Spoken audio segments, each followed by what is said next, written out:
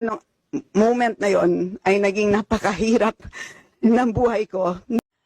Anak ng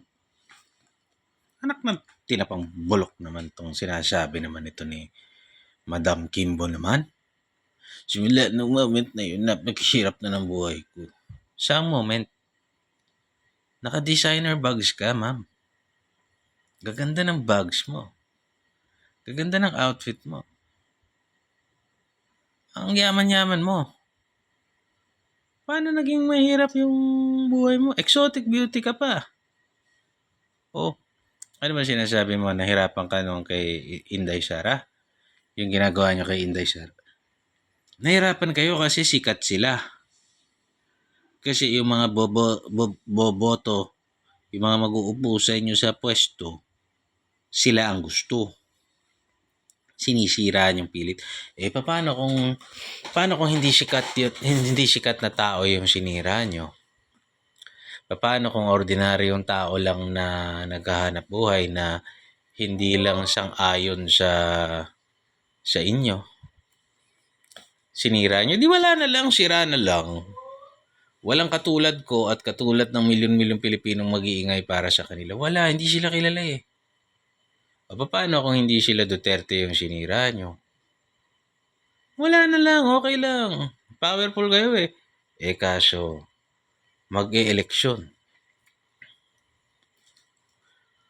Nakikita nyo, nagsishift yung tide.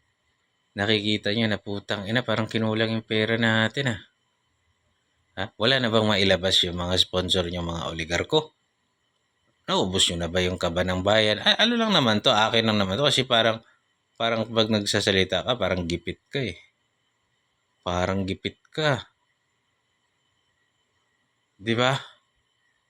Di ka naman mukhang gipit. Ganda-ganda ng mga outfit mo. Huwag ka na mahirapan. Huwag ka na ano.